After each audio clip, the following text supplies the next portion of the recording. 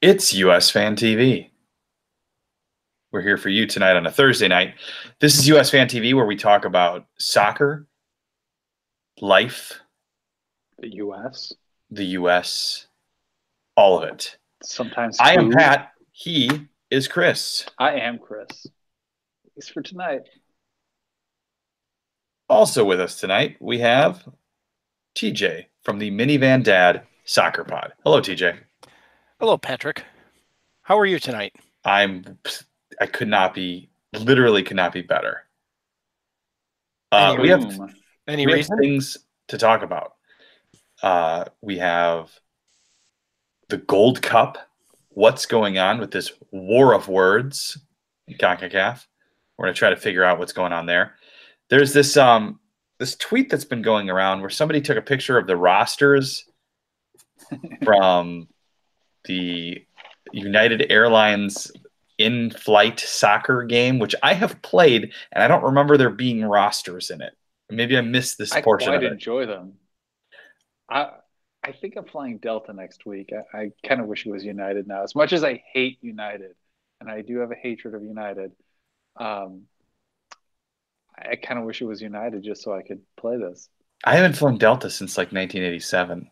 People in Chicago don't typically fly Delta unless you happen to be flying to like Salt Lake City or Atlanta or whatever. Or at this point, or Minneapolis, Detroit, or any of the other former Northwest airlines. Yeah, it's true. It's been a while since I've flown Delta, but yeah, I've played this game. I don't remember there being names, but we'll go over some of the interesting names. There's news about friendlies to be announced. There's rumors about two places that might be getting a friendly. We'll talk about that. Mr. McKinney was active in the Champions League against Manchester City. That was pretty cool. Did he have the best game? Did he have the worst game? Doesn't really matter. He started against City in the Champions League. And TJ's probably going to want to gripe about MLS jerseys at some point in the show. So I put it down on the list. I don't know if he's going to want to talk about it. I didn't even ask him. I'll leave it up to him. But Chris, first, the big news, the huge news. That's not really one of those. I'm kind of overselling it, but it's no Jussie Smollett, I'll tell you that. But timely reference. This show will age well. Let the record show I texted you the night that happened and told you something's going on here. But anyway, so the Gold Cup. Carlos Cordeiro came out this week and said it's only legislated through 2021. We don't know what's going to happen then. And then CONCACAF came out like hours or maybe it was a day later and said, no, it's on the calendar for 2023. We're still going to have a Gold Cup. Did Carlos Cordeiro just misspeak, or was there some sort of wisdom or some sort of plan beyond those words? Do you think he's looking for something here? He did not misspeak. Yeah, when he was commenting on the fact that Confederations Cup is gone and noting that the Gold Cup is only contracted for a few more years, I think he was making – well, there are a few reasons I think he was making a clear point. One is he also mentioned at the same time that there's the possibility of kind of a Super Copa America, that maybe we'll start playing with South America too. I think either he brought that up because he realizes that the Gold Cup is kind of a waste of time for the U.S., especially if you're not going to get into something like the Confederations Cup, because then it is just a matter of all the things we've talked about through the history of this show. It's a know nothing, do nothing, have nothing, get nothing tournament for the two biggest teams, 3-4 biggest if we're not going to send in the conference. You would never see a European team or a South American team not send their full roster to try to win their continental championship. And every other tournament, that's exactly what happens here. At least every other. Depending on how it's laid out, sometimes you have different teams doing it in different tournaments. But yeah, you almost never have every country giving their best team or their best effort for a victory. So it shows that even internally we don't take it that seriously. But then on top of it, when you consider the quality of play, Leipzig's here. the opponents for the U.S. and for Mexico. And then on top of it, I mean, if you just think about the money that's to be made, the U.S. has other options, but other more interesting options. I understand why CONCACAF wants the Gold Cup to continue. It's good for the minnows of the conference. And as Seth Blatter showed, those minnows, because of the way the voting is set up, both in FIFA and in the individual conferences, those minnows have more voting power effectively when they, well, at least when they join together as a block, they have more voting power than, the major powers of the conference. So yeah, they want more games, and it benefits, TNT or St. Vincent and the Grenadines to play the U.S. It doesn't benefit the U.S. to play them. And frankly, the U.S. doesn't make a lot of money on those games. But you're wrong. I mean, if it's a qualifier, they do. I mean, that was proven when they played. Sure. St. Vincent and the Grenadines, St. Louis. This is a different thing, and we've said a million times, you don't need two of them every 4 years. My point is just that, relatively speaking, if the chance is Argentina could show up and you could see Messi or any of a host of other players Argentina could bring, or the Grenadines, who I don't know a single player on any player that could even be in their 23, much less in their broader pool. I don't know the name of a single one, and I've seen them play. I wonder if Finn could start for the Grenadines. I don't know. He's probably not far off. Now, see, they scored against us in St. Louis. I do want to point out then, Chris, I don't think made this point in his rambling because it was incoherent as usual for Chris. That's what I do. But the U.S. has screwed up the Gold Cup every time that they have used it when it's not the non-Confederation Cup year. That is when you take every player that, especially in the first round, that you want to cap tie at some point, whether you're not sure or not, and you tie them. And they've never done it. They go out and get these slapdicks from MLS that shouldn't be there to begin with. These fringe MLS guys that, who cares? They're not going anywhere. Instead of going and getting Julian Green way back when, going and getting all of them and cap tying the crap out of all of them and being done with it. Every one of them, you could do it then, and they've never done it that way. And I don't get that at all. Yes, FC Slapdick. Yeah, no, that's a fair point. That the U.S. could use the Gold Cup more effectively.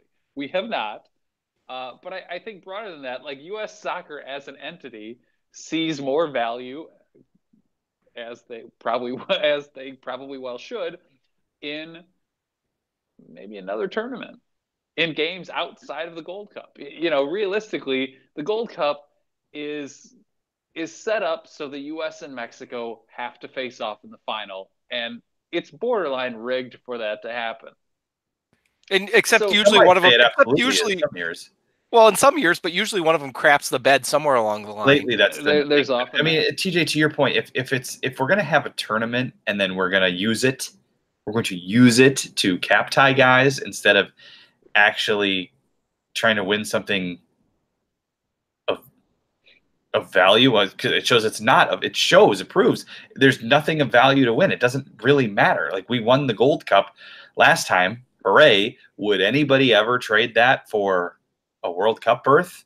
Like, if you had to go back and give it to Mexico and then we somehow get into the World Cup, of course we would do that. So I think that we need to have a conference, a North American championship of sorts, something. Maybe the Gold Cup needs to be revamped. It definitely needs to be every 4 years and not every 2, because waters it down so much. It needs to be special, and it's definitely not. Yeah.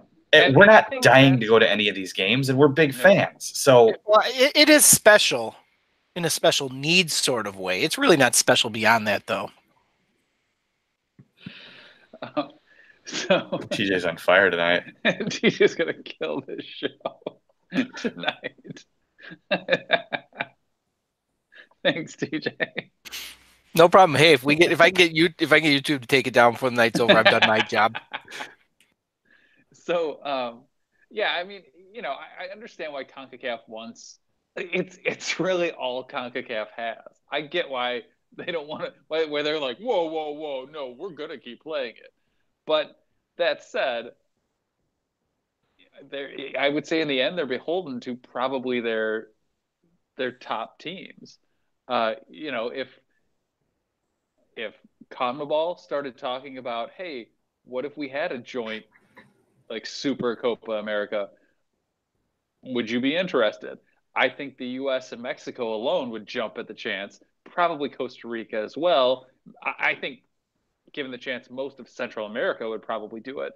But I think for sure the top three, maybe four teams, you could look at Honduras or somebody, whoever you kind of want to count as the number four currently. Canada, definitely. Panama, Canada. yeah. I think all of them would probably jump at the chance to do that. Because in the end, especially if Mexico and the U.S. are gone, what does it mean anymore? Nobody's going to be watching it. Nobody's going to be trying. It becomes even more meaningless, and I don't think it benefits the teams playing it then, and I don't think it entices the fans to attend. So I could see where, to some extent, I take it that Cordero's using this sort of as a bargaining chip. That realistically, he understands he's kind of in a power seat here. And hey, why should I let you dictate what we're going to do with this tournament when, hey, we don't set the ticket prices on that tournament. So there's even less incentive for U.S. soccer to to be fair, they're actually play cheaper along than normal U.S. tickets. Thanks, Pat. I was going to say it's the one tournament that's affordable for the U.S. soccer in this country. I was going to note that too. Like, on the one hand, yeah, it's better for us. You can get in much more reasonably. That said, if you're U.S. soccer, they're looking at it as a bunch of lost revenue. So they don't. It's even more of a reason not to want to participate.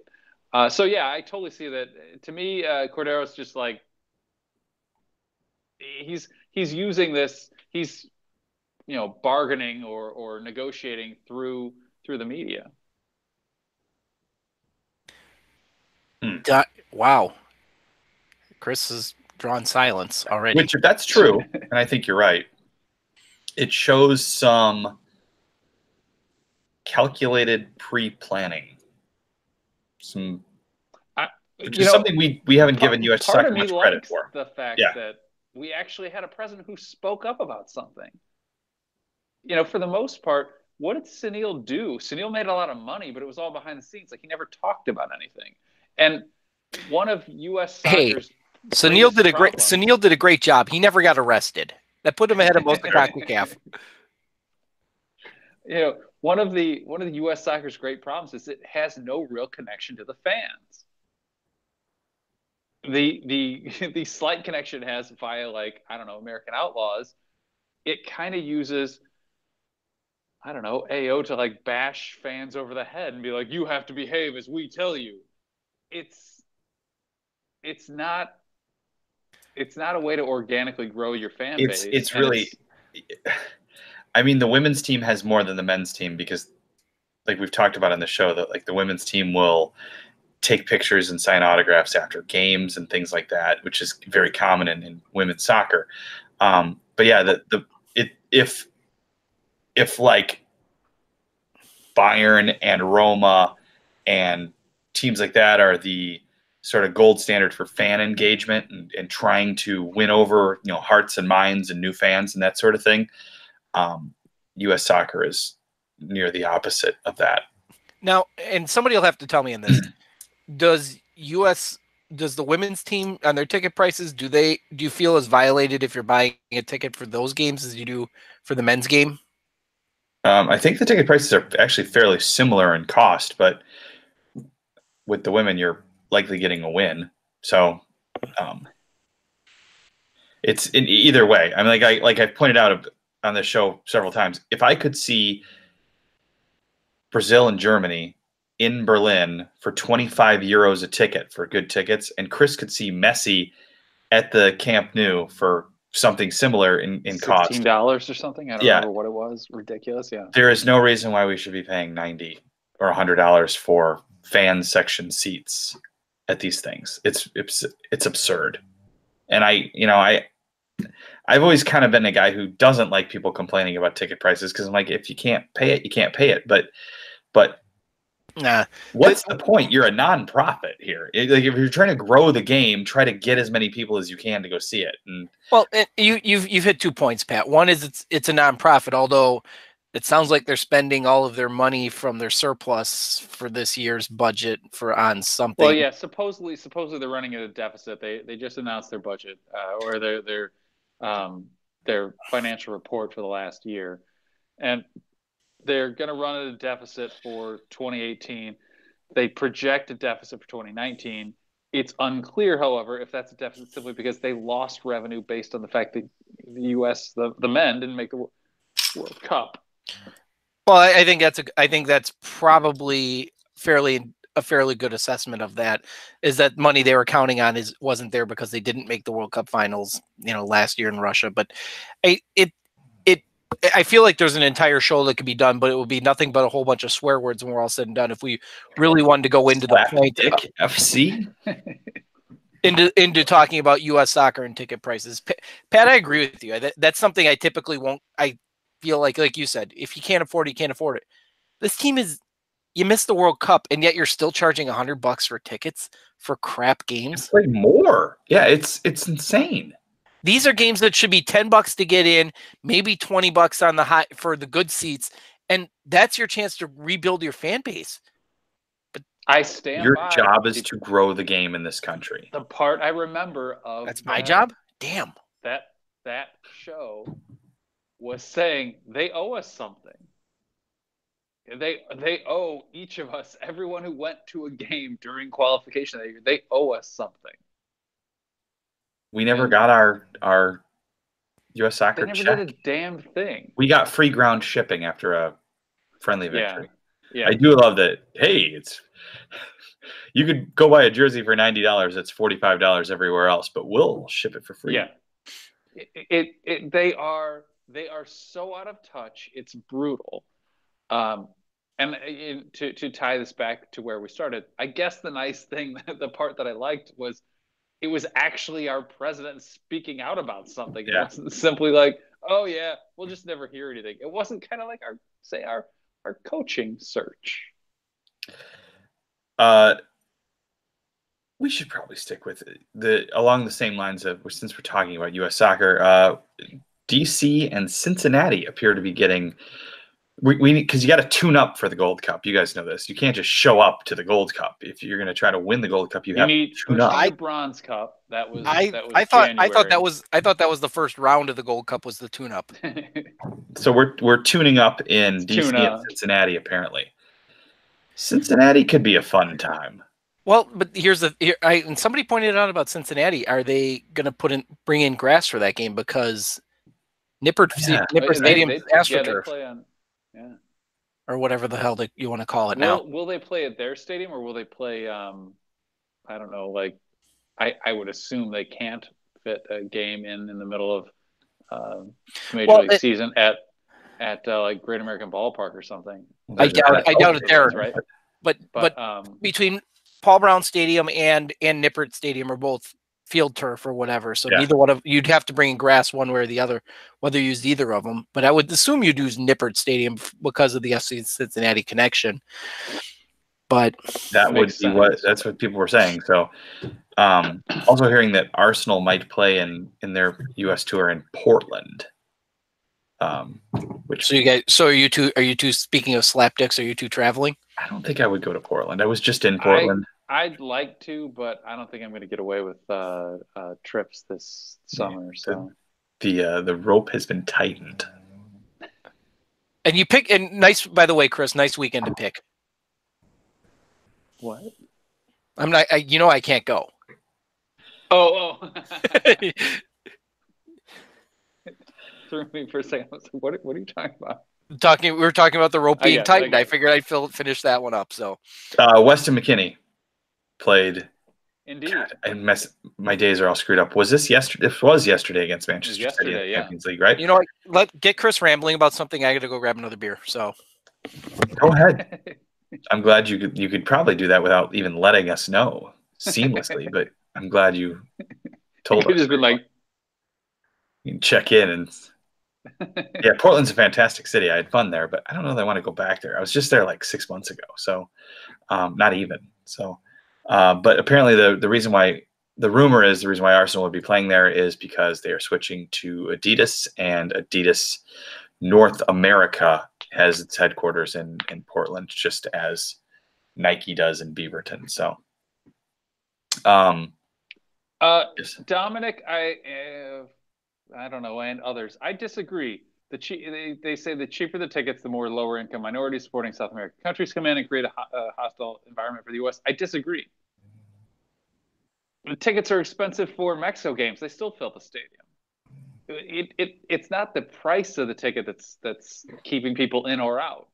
It's more, I think, that it becomes a family or a like business environment. It becomes kind of what, I don't know, so much of the rest of U.S. sports have become, and what a lot of like, especially in like the EPL and stuff, kind of league games are becoming, where it's like corporate tickets have all the seats around the closest to the playing surface, whatever sport you're talking about, or it becomes, oh, this is the family taking the kids out for their one big game or whatever. You know, you start getting rid of the, I don't know, people who go consistently and bring the kind of atmosphere. It's kind of like, I think that happens regardless of which fan base you're talking about. It's one of those, if you're on the fence about it, if you're, hey, especially you wouldn't be on the fence for a qualifier if you live nearby, but you might be for a friendly. And if you got something else going on or whatever, do I make time for this friendly in an NFL stadium where only 8,000 people are going and I have to pay $85 to get in? No, you probably don't, because like we've talked about a million times, 60 to park. Yeah, half of at least of the joy of seeing soccer live is the atmosphere. And at those prices in those giant stadiums, when you're not getting anybody there, when you're putting a crap product on the field, you're killing the atmosphere. Yeah, and you're not by the field. At a cheaper price, you could at least improve it. You could get some drunk dudes who want to sing some songs. You know, it might be more fun for everyone then. And quite frankly, if pricing the tickets at $150 a piece is what it takes to get a pro US crowd, screw it. Let's take the chance and roll with a pro Mexico crowd for the next 20 years. It'd probably be more fun. I was gonna, and that's what I was gonna say. Every story I've ever heard about the trips down for Doce Cerro in Columbus, the trips you guys made, the stories always came back where you guys had fun. It was with the Mexican fans more than even the Outlaws or Sam's Army prior to it. Now, I mean, Lance Armstrong in his story by himself, but that's definitely part of it. It wasn't always, but yeah, that was certainly some of it's fun. Yeah, some of it's some of it's Chris throwing a double middle finger in somebody's face, which happens from time to time. But yeah, but that happens everywhere you go. That's everywhere. I was gonna say I can't remember it actually happening in a Dos Cerro match. I know it happened at that Arsenal Spurs match. In Chicago. I think you told a guy to die in the parking lot after the loss in Columbus last time. I think you did, but I think the P word was thrown around by him, and then I think you just said die or something like that. Who can be sure?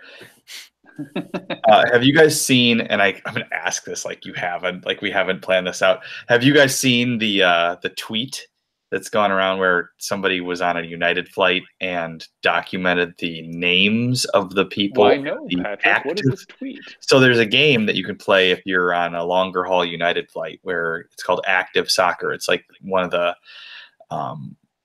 games you can kill some time with in your seat back in front of you. And I've played this game, I'm almost positive, because I fly United quite a bit, but I've played a soccer game on there. It's like a poor man's FIFA. It was kind of fun. It was an international game. I don't remember there being rosters. Was it spelled FIFA? Well, this person took the time to like document not only the U.S. roster but several, Germany, Brazil, and Argentina, and it's like every name like Klunt Dumpsey and Tom Howard. Tom Howard. The Clint Dempsey one could have been much worse, by the way. Oh, True. I looked at some of those and go. Like... I did look at that, and I'm like going, "Wow, this could have been much worse than what they wound up using." I thought Jermaine Jones was kind of fitting because it's sort of like they went all over with the alphabet there. It's like Germany, join us or something. Germany joints or something like that. Yeah. I liked that they kept the spirit of Bastian Schweinsteiger together. It's still 75 letters of name. It's basically they switched up a few vowels. It looks basically the same, but yeah, Lionel Messi or something like that. It's everybody's. I tweeted it this morning from my account, and everybody's. If you haven't seen it, go find it. It's really funny. Like you're really trying. I was mad that Christian Pulisic is not in our lineup in the game. It must be an old roster. Eric Lehigh was there though. And Eric Lehigh's last name is so messed up in its spelling that it didn't look weird. I think it actually was an improvement. Yeah. Although it was like Eruk. Eruk. I liked Carlos Bosanigre. I don't even know how you would pronounce it. That's where you just go Chuck Blackmouth. And yeah. But Clarence yeah. Goodson. That is Jay-Z Altadare. Juan Agudelo. Michiel, I don't know. Bradilli. I feel like we didn't finish talking about Weston McKennie. Oh, what was there? What was there more to talk about? They lost. He played the entire game. He played like 80 minutes. The game was fun. And it's you said you didn't think he played that well, Pat? Chris said that. Yeah, he was. I mean, he was decent. He's playing against Man City. Yeah, and he plays for Schalke. I mean, let's start with that. I was gonna sort of end with that. Like I was gonna say, his pass completions weren't very high. It was like 25%, something like that. But Chris, we're trying to short your ramblings from like 10 minutes down to like 2 or 3. He did have the pass that led to the shot that became the opening penalty. And if nothing else, he was selected to start and play almost the entire game against Man City in a season where like Schalke kind of needs to commit to the Champions League because they're not really faring that well in the Bundesliga itself. Giovanni says we need more Hispanic players on the national team. I mean, yeah, we need to do a better job of identifying players and actually actively recruiting them, especially dual nationals, as we've seen when they're interested. Yeah, and not failing and dropping the ball on that and letting them go play for Mexico or whatever other country they might have a passport for. It should be a priority, and it is weird that like when there's kind of a separation, like there's a whole other world of Hispanic soccer, like leagues and teams and things that just play each other in this country. At least we have this in Chicago, because my son's gone to play with a friend's team a few times, and it like opened my eyes to, wow, there's a whole other thing here, and they're not charging $1,700 a year to play, and because most people can't afford that like that. So, and you know what, you're right, and I think back to when I lived in Minneapolis. This is 10, 15 years ago, but I refereed an Ecuadorian league in Minneapolis which was interesting to referee because I spoke very minimal Spanish and they didn't speak much English. So, I mean, but it was like a rec league that was played every Sunday, and they had referees on it, but it was, you're right, there is a whole nother, like, it's almost, and that out there that's not being utilized.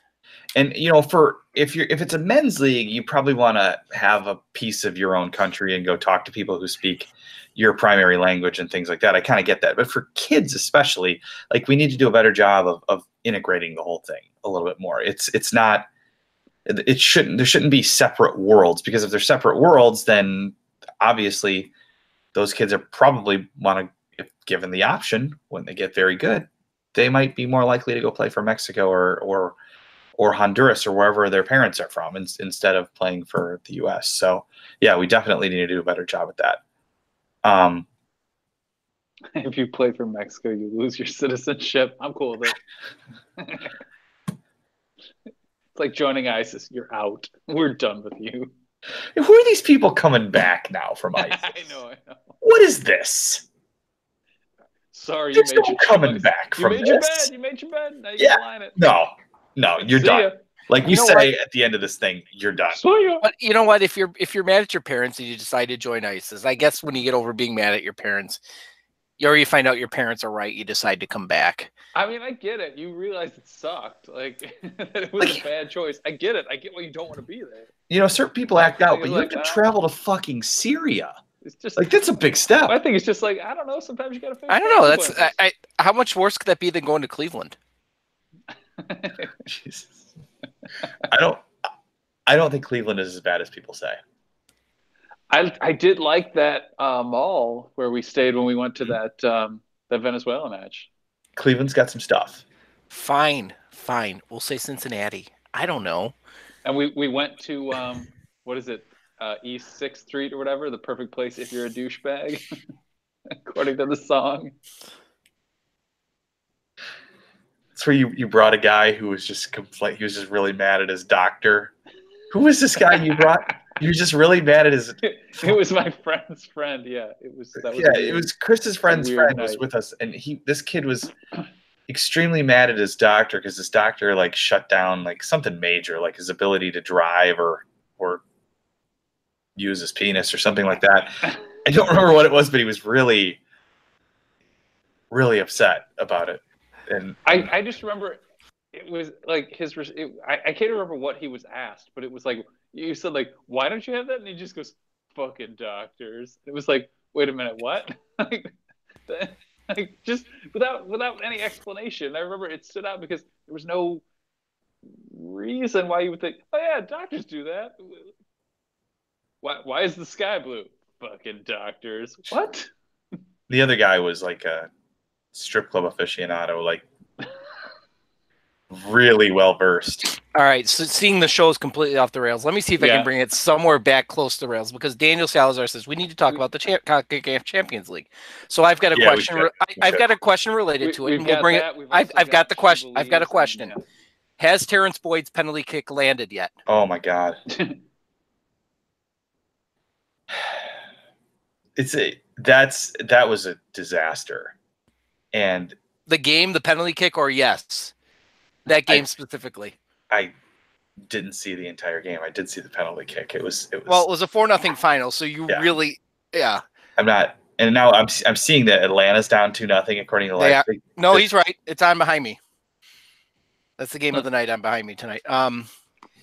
But on the redeeming side, did DeMarcus Beasley put himself on the Gold Cup roster with his goal I hope so. I hope it never ends. I think that there should be like a 24th spot given to DeMarcus should he ever need it. Like I think it would always have to be the 17th spot. Would that kind of be like the Dallas Mavericks holding like an extra roster spot for Dirk Nowitzki in like 20 years still? Yes. Or like you know what it's actually like? I'm going to make a NASCAR reference here, but I think they still have the thing where if you're a past champion and you fail to qualify, you could still get in the back door to a race. Maybe they got rid of that years ago when Earnhardt died. I have no idea, but at one point they had that. Does anybody still watch NASCAR? No, it's over.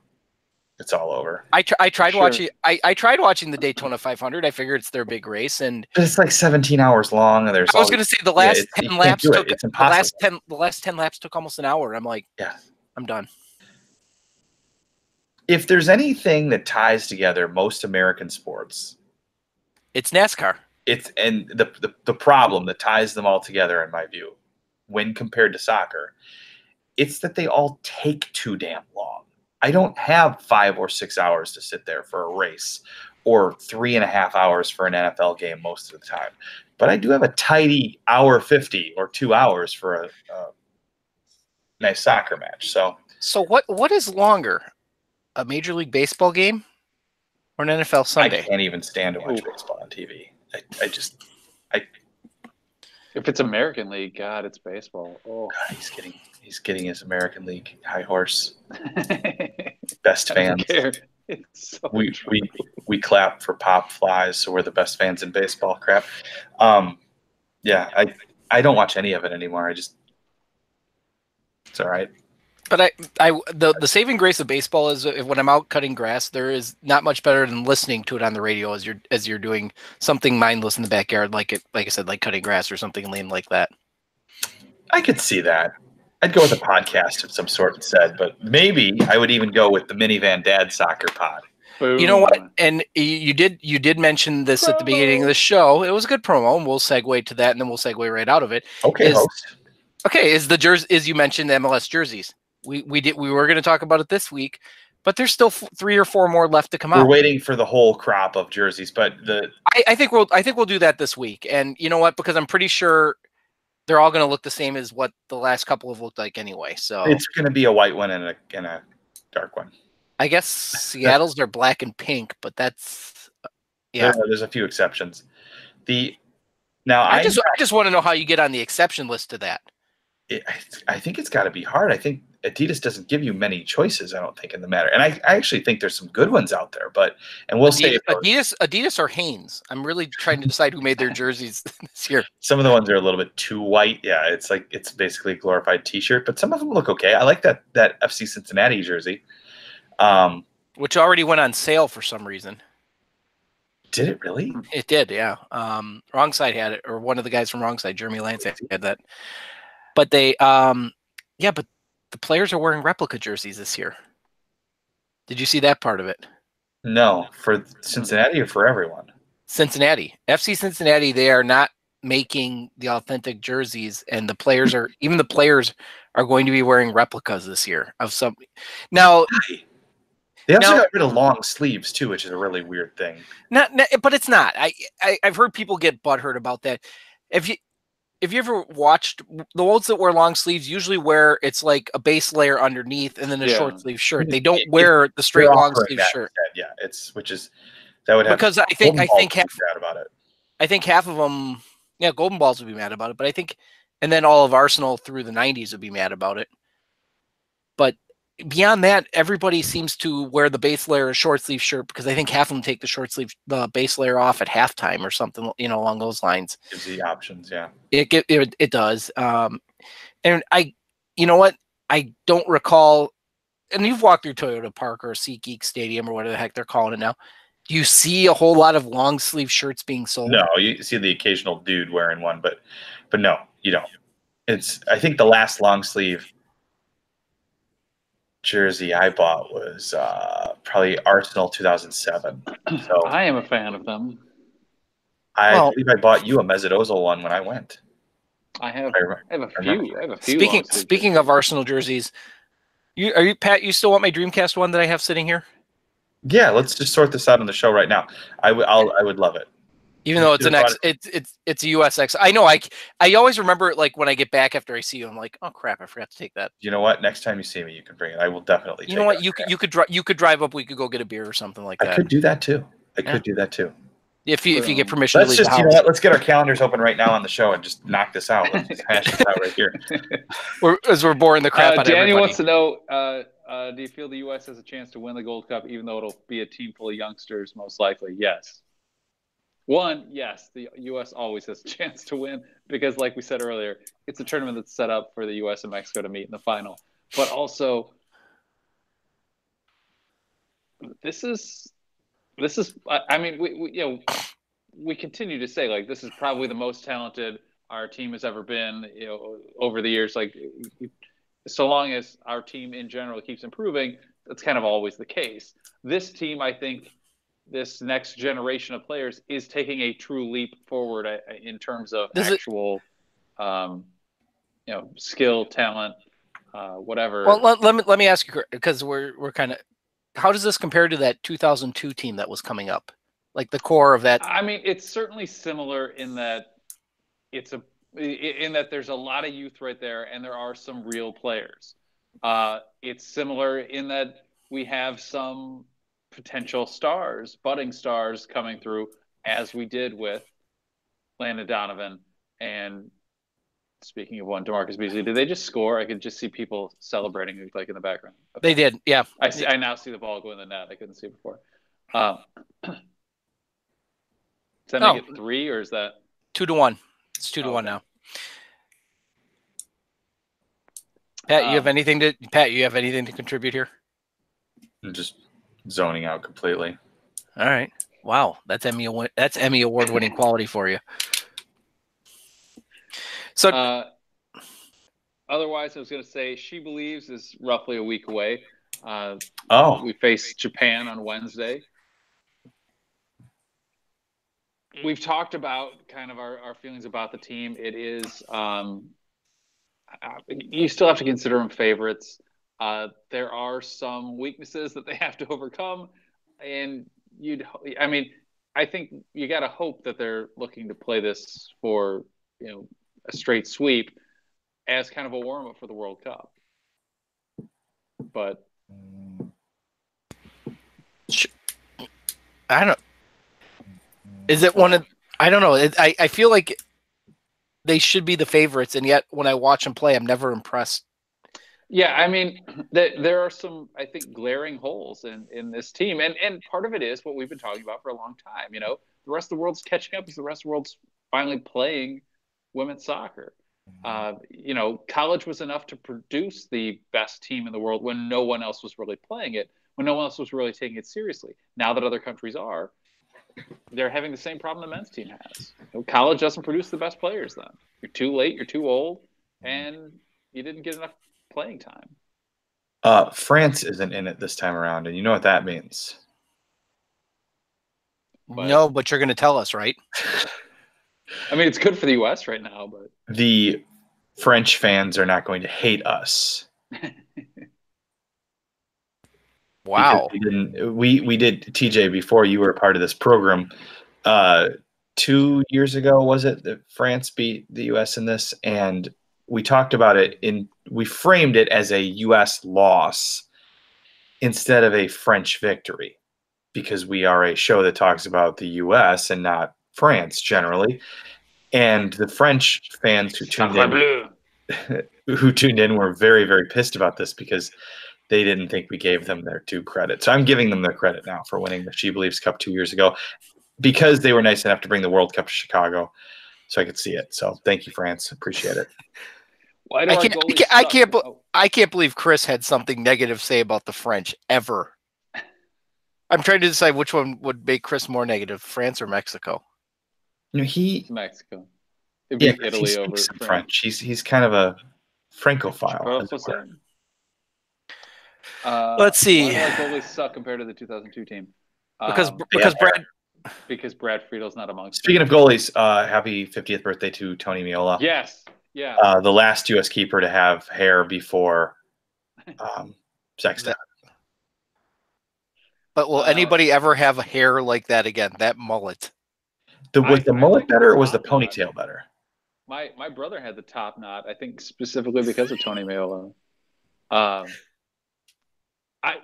When Pat and I met him in Nashville at the last Gold Cup, I remember like I let you do all the talking. I was like totally in awe.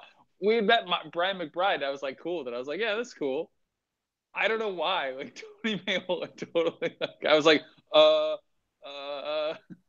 it's like all tongue-tied. And you know what was crazy with him too? It was a fairly dead line, and like we expected just to shake hands, say hi, get a picture. Oh, he was totally. He just wanted to talk to us. Yeah, he's a cool dude. Awesome. Yeah. So, I believe that based on what I remember from him from the World Cup coverage, I'd buy that totally. He seems like he just enjoys being around soccer and talking about soccer. Yeah, I think he just likes the chance to sit around and talk about it, and that's exactly what it felt like. But yeah, I was sitting there thinking like. I had like pictures on my walls as a teenager that like I cut out by hand of you, like could get out X-Acto knives and things. So I was like, I remember I was sitting there watching you talk to him, and I remember thinking to myself like, you can't even say anything. Like what? Just say something. So Giovanni's talking about goalies and why the goalies now are nowhere near as good as Friedel, Keller, Tim Howard, Miola, and looking at that, with some of that list. I guess the way I look at it is because I feel like there's so much more of an emphasis now on field players and even goalies being able to play with their feet. They don't get straight trained in how to be goalkeepers like they used to, and I don't know how else to explain it. You stick the fat kid or the youngest kid. Or yeah, I can tell you this little anecdote from tonight at my son's club, which they had a goalkeeper training session tonight for like 2007 through 2010. So, and it's got to be more than 100 kids on the different boys and girls teams and different tiers at the club. It was for everybody. I think 3 kids showed up. It's not something that, whereas I feel like I know that I played goalkeeper because I felt like it would help me with basketball. Like I feel like in the past when we were younger, a lot of kids would play goalkeeper just because we're Americans and we use our hands, and now that's all gone. So it's a less desirable some position. Of it may. I mean, there may be something to the fact that we're not as good because we don't focus on it as much because U.S. Soccer's made an effort to, like, for years now, to put the ball on the ground, and basically everyone has to play with their feet. There's a lot more focus on, actual kind of soccer playing than there is like positioning and like running.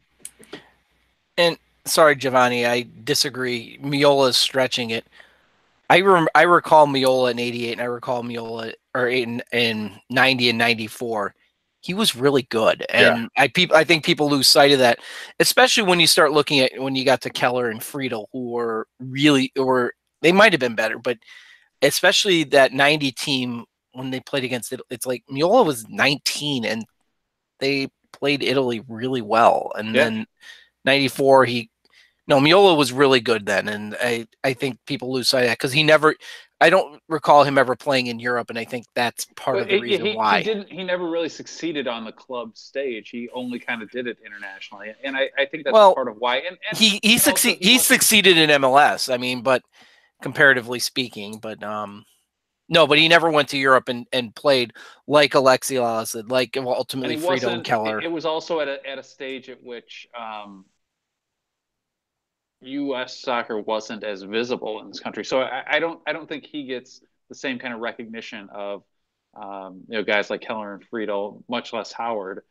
That said, Howard, Keller, and Maiola really were all shot stoppers. Friedel was the first maybe true goalkeeper, like positionally sound and could stop shots and things.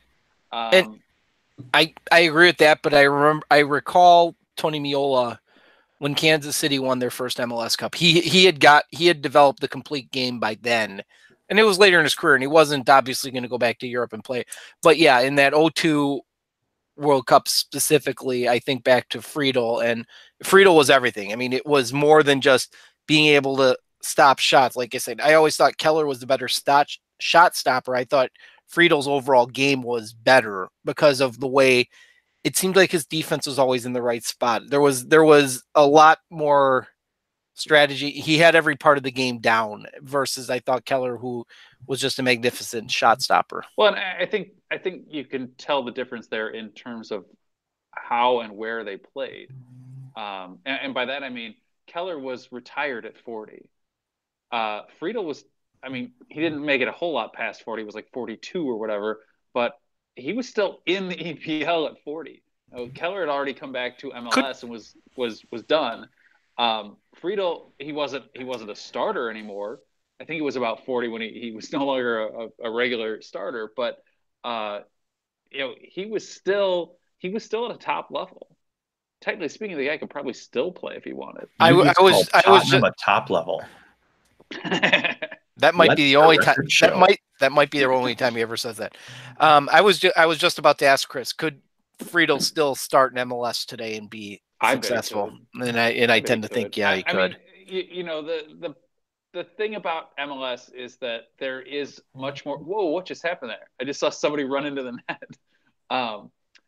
The thing about MLS is there's so much more of a focus on physicality, I guess you could say, that changes some things maybe for an older keeper, but at the same time, the speed isn't quite as high as the rest of the world. The decisions aren't as fast as the top other better leagues. There's not as wide open play of, say, I don't know, Liga MX or Bundesliga or something. I kind of think he could probably still do it. But could he go and play indoor soccer like Landon Donovan? Oh God, I mean, it's a smaller goal and things, but God, the amount of shots, the speed. I mean, when you figure a shot could come from almost anywhere on the field, that I start to think that's a lot to put on anyone beyond, I don't know, 30, 32, 30, something like that. I haven't seen professional indoor in like 20 years, but did they still have the thing where like half the time they would field like a field player as their goalkeeper? Yeah. I've watched a couple of the Wave games online this year, and I've seen teams that are when they're down 2 or 3, they'll start bringing that 6th attacker out with like 10 minutes left.